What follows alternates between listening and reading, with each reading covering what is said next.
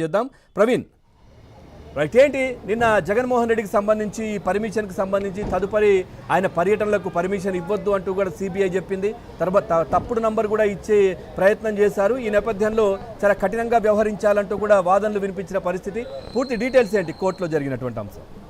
Exactly. అయితే ఇప్పటి వరకు మీరు ఎక్స్ప్లెయిన్ చేసినట్లుగానే ఈ కేసులో ప్రధానంగా మనం చూస్తే అతను లండన్ పర్యటనకు వెళ్ళినా లేకుంటే ఇతరత్ర విదేశాలకు వెళ్ళినటువంటి సమయంలో ఖచ్చితంగా సిబిఐ కోర్టు అనుమతి పొందిన తర్వాతే విదేశాలకు వెళ్లాల్సి ఉంటుంది. అందులో భాగంగా ఈ నెల 11వ తారీఖున సిబిఐ కోర్టు ఇచ్చినటువంటి ఆదేశాలు, అతనికి ఇచ్చినటువంటి పర్మిషన్ తోటే 15 రోజుల పాటు అతను లండన్ టూర్కు అనుమతి ఇవ్వడంతో ఈ నెల 11వ తారీఖున తను లండన్కి వెళ్ళినటువంటి సందర్భం.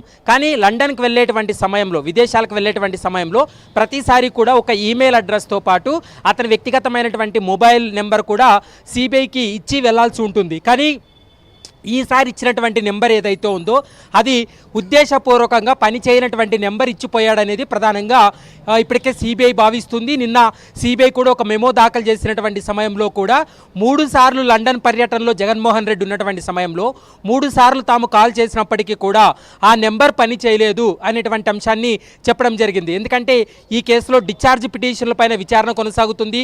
ట్రయల్ కొనసాగుతున్నటువంటి సమయంలో ఒక అక్యూజ్డ్, ప్రైమ్ అక్యూజ్డ్గా ఉన్నటువంటి జగన్మోహన్ రెడ్డి తన అందుబాటులోకి రాలేకపోయాడు. 3 సార్లు కాల్ చేసినప్పటికీ కూడా ఆ నెంబర్ పనిచేయలేదు. కాబట్టి ఈసారి ఒకవేళ విదేశీ పర్యటనకు అనుమతి పెట్టుకున్నట్లయితే కోర్టు ఈ అంశాలన్నింటినీ పరిగణలోకి తీసుకొని కోర్టు అనుమతి ఇవ్వద్దు అంటూ కూడా సిబిఐ తన వాదనలు వినిపించడం జరిగింది. మరోవైపు ఇప్పటి వరకు మీరు చెప్పినట్లుగా ఈ నెంబరు ప్రధానంగా పనిచేయని నెంబరు, అన్నోన్ నెంబర్ ఇవ్వడానికి ప్రధానమైనటువంటి కారణాలు ఏంటనేది మీరు ఎస్టాబ్లిష్ చేయడం జరిగింది. ఎందుకంటే ఇప్పుడు జరగబోయేటువంటి ప్రాసెస్లో వివేక హత్య కేసును మరోసారి లోతైనటువంటి దర్యాప్తు జరపాలని సిబిఐ కోర్టులో ఇప్పటికే సునీత పిటిషన్ దాఖలు చేసింది.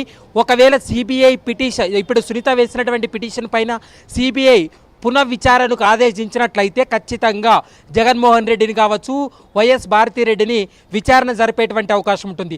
ఆ సమయంలో ఖచ్చితంగా వాళ్ళ వ్యక్తిగతమైనటువంటి మొబైల్స్ను సీజ్ చేసే అవకాశం ఉంటుంది.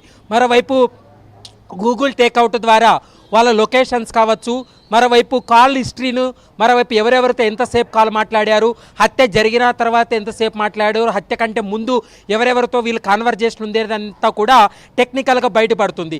కాబట్టి ఇప్పటి నుంచినే జగన్మోహన్ రెడ్డి అనేటువంటి వ్యక్తి ఫోన్ వాడడు, ఏదన్నా ఉంటే అతని పిఏ కావచ్చు, అతని వ్యక్తిగత సహాయకులు ఎవరు ఉంటారో వారు మాత్రమే ఫోన్లు మాట్లాడతారు తప్ప వ్యక్తిగతంగా జగన్మోహన్ రెడ్డికి అంటూ ఫోన్ లేదు అనేది న్యాయస్థానంలో దాన్ని ఎస్టాబ్లిష్ చేసి న్యాయస్థానాన్ని నమ్మించి జ్యుడిషియల్గా ఏదైనా ఇన్వెస్టిగేషన్ ఏజెన్సీ ఒకవేళ భవిష్యత్తులో ఒకవేళ ఇన్వెస్టిగేషన్ పిలిచి మీ ఫోన్ సబ్మిట్ చేయండి అని అడిగినప్పటికీ కూడా మాతో ఫోన్ లేదు, మేము ఫోన్ వాడము, ఇది ఆల్రెడీ మేము గతంలో ఒక కేసు విషయంలో సిబిఐ కోర్టుకు కూడా విన్నవించాము, సిబిఐ కోర్టే నమ్మింది కాబట్టి ఇన్వెస్టిగేషన్ ఏజెన్సీకి ఈ విధంగా చెప్పడానికి వాళ్ళకి అనుకూలంగా ఉంటుంది అనేటువంటి ఉద్దేశంతో కూడా ఒక ప్లాన్ చేసుకొని ఉండవచ్చు అనేటువంటి చర్చ కూడా జరుగుతుంది.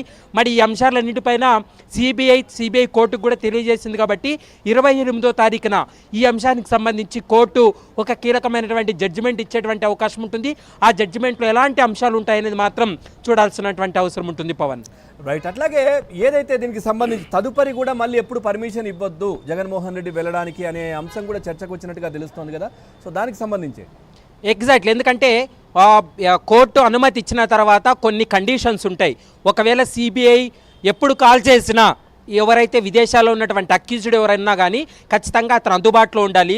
మెయిల్ చేసినా మెయిల్కి రెస్పాండ్ అవ్వాలి. కాబట్టి అతను అందుబాటులో ఉండాల్సినటువంటి నెంబర్లు, మెయిల్ ఐడీలు మాత్రం ఇవ్వాలి.